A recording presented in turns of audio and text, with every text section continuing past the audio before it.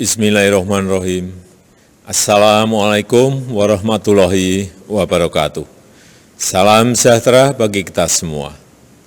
Yang saya hormati Rektor beserta seluruh keluarga besar Universitas Sriwijaya. Pertama-tama saya mengucapkan selamat Dies Natalis ke-62 kepada segenap Sivitas Akademika Universitas Sriwijaya. Di usia ke-62 tahun menjadi momentum yang tepat bagi Unsri untuk bertransformasi menjadi lebih baik, terbuka terhadap inovasi sehingga Unsri menjadi perguruan tinggi yang unggul, mandiri dan maju.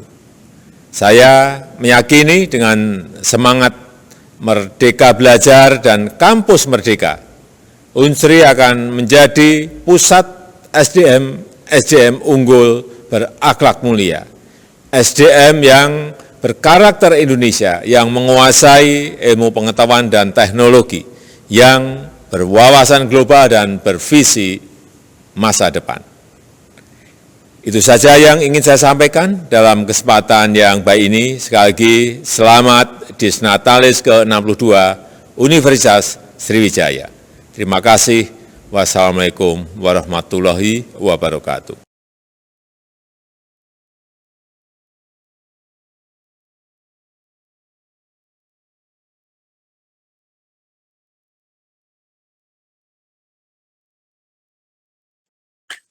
Assalamualaikum warahmatullahi wabarakatuh. Salam sejahtera bagi kita semua. Om Swastiastu, Namo Buddhaya, salam kebajikan, Rahayu. Pemanfaatan informasi teknologi yang menjadi tema Dies Natalis Universitas Sriwijaya yang ke-62 merupakan elemen penting dalam upaya kita melakukan transformasi sistem pendidikan melalui gerakan Merdeka Belajar. Berkat penggunaan teknologi, 123.000 mahasiswa kita telah memperoleh pengalaman nyata belajar di luar kampus, dan 2,7 ribu mitra telah turut berkolaborasi dengan pihak kampus. Pencapaian program Kampus Merdeka ini merupakan bukti pentingnya teknologi dalam mewujudkan kolaborasi antara perguruan tinggi dan dunia industri. Pada kesempatan yang baik ini, saya ingin mengapresiasi partisipasi Universitas Sriwijaya dalam berbagai program Kampus Merdeka untuk memberikan kesempatan pada mahasiswa kita memperoleh haknya belajar di luar kampus secara aktif, menjalin kerjasama dengan berbagai pihak demi terpenuhinya aspirasi mahasiswa kita. Selamat Dies Natalis ke-62 untuk Universitas Sriwijaya. Jadikan peringatan ini sebagai momentum menerapkan teknologi dalam proses pembelajaran secara holistik untuk kemajuan kampus, serta menciptakan para pelajar Pancasila, yakni SDM yang cerdas berkarakter dan siap bersaing di panggung global. Terima kasih. Wassalamualaikum warahmatullahi wabarakatuh. Om Shanti Shanti Shanti Om. Namo Buddhaya.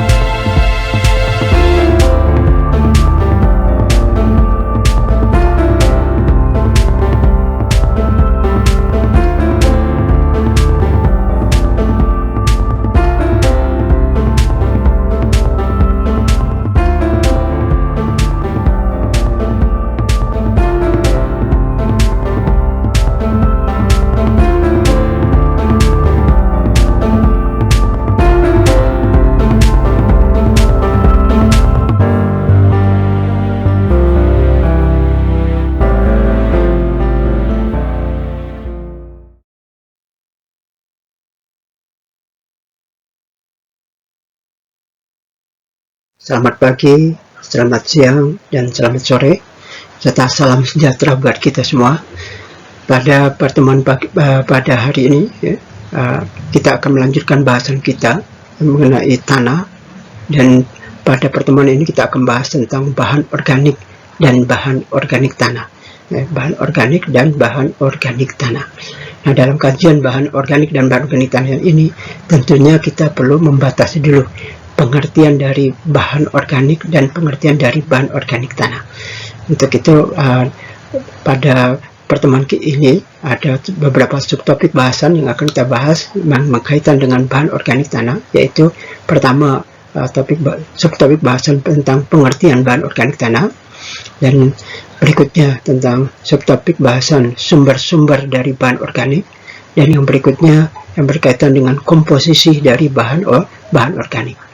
Nah, dan bagian selanjutnya adalah manfaat bahan organik.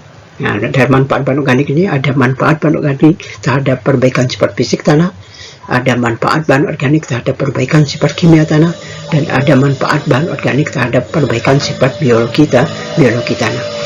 Jadi inilah lebih kurang beberapa subtopik bahasan kita yang berkaitan dengan topik bahasan hari ini, yaitu bahan organik dan bahan organik tanah.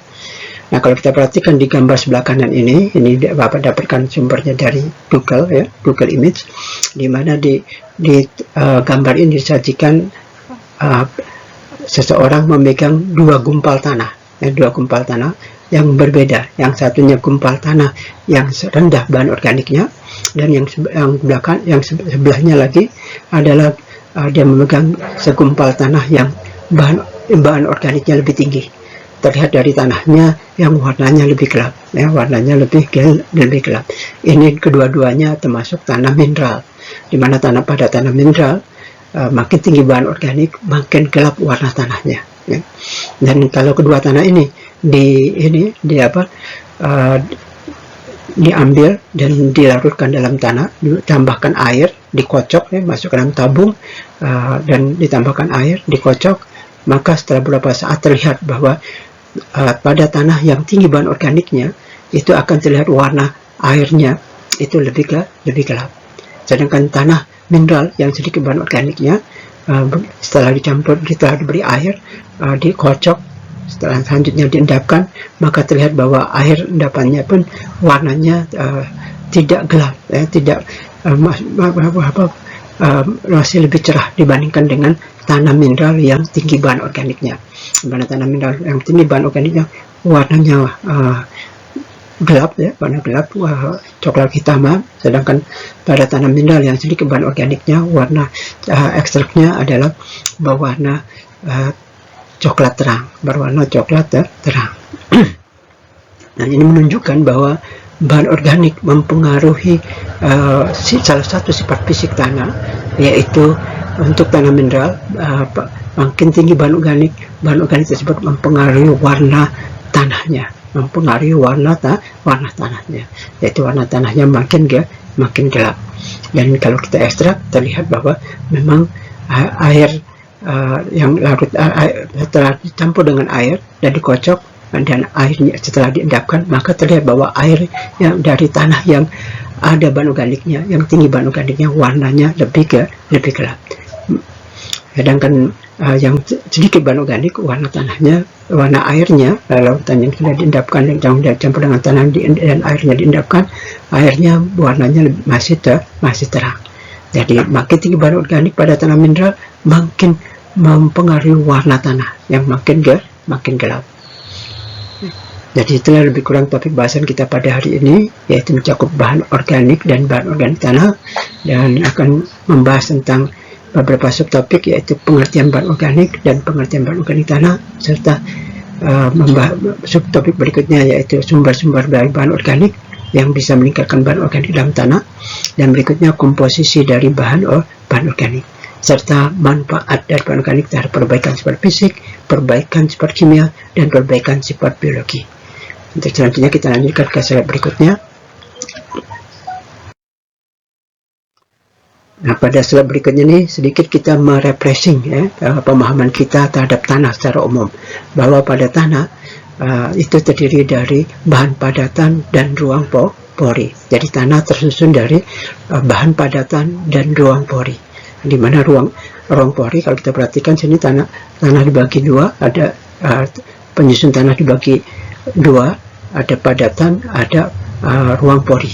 Ya, selanjutnya ruang pori ada yang diisi oleh air dan ada yang diisi oleh udara. Nah, kita akan bahas pada bahan padatan. Pada bahan padatan untuk tanah mineral itu terdiri dari bahan mineral dan bahan organik. Jadi untuk tanah mineral sebagian besar bahan padatannya adalah bahan mineral, lebih kurang 45%. Sedangkan bahan organiknya, padatan bahan yang berupa bahan organik itu lebih kurang 5%. 5%. Dan 5% ini padatan bahan organik ini meliputi bahan organik tanah dan juga organisme yang ada di dalam tanah, terutama mikro dan mesoorganisme dalam tanah. Jadi berkaitan dengan bahasan kita tentang bahan organik dan bahan organik tanah, tentunya akan berkaitan dengan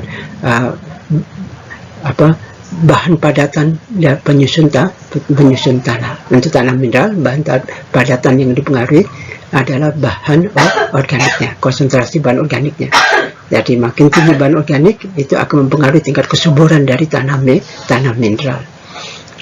Kenapa tidak dibahas untuk tanah organik? Nanti untuk tanah organik, bahan padatannya didominasi oleh bahan organik.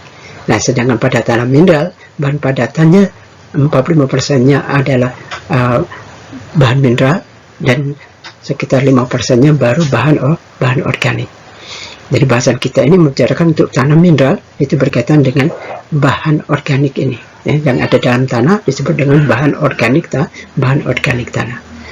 Nah, bahan organik tanah itu mempengaruhi sifat tanah, tanah, terutama pada tanah mineral.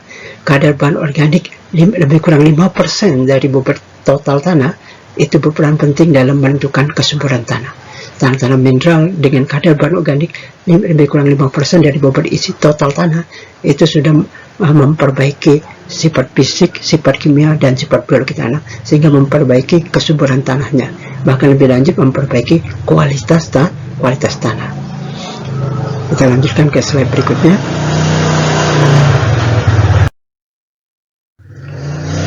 Pada slide yang berikutnya ini kita bahas tentang apa sih batasan dari pengertian bahan organik.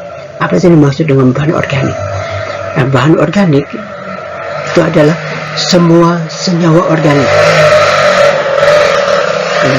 Semua senyawa organik yang berasal dari sisa tumbuhan, sisa tanaman, sisa hewan, dan meliputi atau terdiri dari yang baik yang masih segar maupun yang telah terdekomposisi, baik yang berasal hanya dari satu sumber, apakah tidak sumbernya tumbuhan atau tanaman atau sumbernya hewan, dari salah satunya, maupun campuran dua atau lebih. Jadi bisa juga dia merupakan campuran dua atau lebih. Itulah pengertian dari bahan organik. Ulang lagi, bahan organik adalah semua senyawa organik yang berasal dari sisa tumbuhan, tanaman, dan hewan, yang terdiri dari yang baik yang masih segar maupun yang telah terdekomposisi. Semuanya tercampur jadi satu, baik yang berasal hanya dari satu sumber maupun yang merupakan campuran dari dua atau lebih dari sumber senyawa organik tersebut. Jadi maksudnya kalau satu sumber bisa dari satu tumbuhan saja, bisa salah satu jenis tumbuhan, bisa juga dari hanya satu tanaman saja, bisa juga dari kotoran hewan saja, misalnya salah satu, tapi bisa juga lebih dari satu campuran. Bisa campuran lebih dari satu tanaman, bisa juga campuran dari sisa dari lebih dari dua tumbuhan, bisa juga lebih dari dua kotoran hewan. Nah, semua senyawa organik yang berasal dari sisa tumbuhan, tanaman, dan hewan, baik yang masih segar maupun yang telah terdekomposisi, baik yang berasal dari satu sumber maupun campuran dua atau lebih tersebut, itulah yang disebut dengan bahan organik. Nah, kalau bahan organik ini diberikan ke tanah, maka dia akan menyumbang bahan organik tanah. Kalau bahan organik diberikan ke tanah, maka dia akan mempengaruhi peningkatan dari bahan organik tanah. Jadi kalau pengertian bahan organik itu yang ada di luar sistem tanah. Tapi kalau sudah diberikan ke dalam tanah, maka pengertiannya menjadi bahan organik tanah. Jadi bahan organik tanah itu sumbernya ya dari bahan organik yang diberikan ke dalam tanah. Serta bisa juga bersumber dari sisa-sisa akar tumbuhan, akar tanaman, ya, dan juga berbagai sisa-sisa dari fauna dan flora yang ada dalam tanah yang mengalami kematian, maka dia akan menyumbangkan bahan organik dalam tanah. Nah, ini beberapa contoh bahan organik. Di antaranya adalah jerami padi. Nah, itu bisa juga dijadikan sebagai sumber bahan organik. Jadi selain itu juga contoh lainnya dari bahan organik selain jerami padi adalah jerami jagung. Selain itu juga jerami kedelai. Nah, maksud sini bahwa kalau kita tahu bahwa dalam budidaya padi setelah dipanen gabahnya, maka yang selebihnya itu bisa dijadikan sebagai sumber bahan organik sebagai jerami padi. Sumber bahan organik jerami padi. Begitu juga pada budidaya jagung. Setelah diambil jagungnya, tongkol jagungnya dipetik, maka yang selebihnya itu mulai batang, daun dan sebagainya itu bisa dijadikan sebagai sumber bahan organik dari jerami jagung. Selanjutnya juga dalam budidaya kedelai. Setelah diambil hasilnya berupa polong kedelai, nah yang selebihnya itu adalah bisa dijadikan sebagai sumber bahan organik yang merupakan bahan organik jerami kedelai. Jadi yang berkaitan dari tanaman, dari tanaman yang dibudidayakan. Tapi ada juga yang bisa memanfaatkan berbagai tumbuhan, berbagai tumbuhan seperti tumbuhan berbagai rumput-rumputan yang tumbuh di lahan, itu bisa dikumpulkan, dibersihkan lahannya, rumput-rumputan tadi beraneka rumput tadi bisa digunakan sebagai sumber bahan organik. Nah, selanjutnya juga bisa berasal dari hewan, yang dikenal dengan istilah kohe. Kalau sekarang dikenal istilah kohe. Kohe itu ada singkatan dari kotoran hewan. Baik dari sapi, kohe sapi, baik juga dari kambing, kohe kambing, dan juga dari ayam, kohe ayam, yang lainnya dari itik, kohe itik, dari kerbau, kohe kerbau, dan lain-lain. Nah, selain itu juga ada yang berupa kompos, kompos. Jadi ada bahan organik yang dari salah satu, misalnya jerami padi, jerami jagung, jerami kedelai, dari kohe sapi, kohe kambing, kohe ayam. Tapi ada juga yang sudah ada peran manusia dicampur, yang dibuat kompos.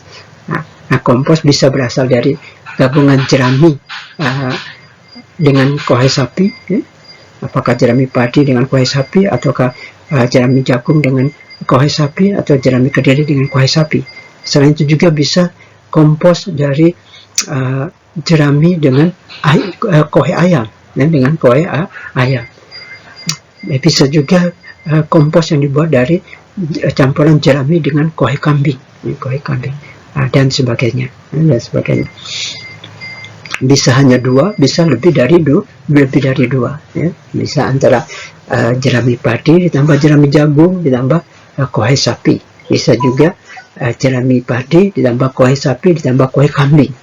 Bisa juga jerami jagung ditambah kohe ayam ditambah kohe kambing dan sebagainya.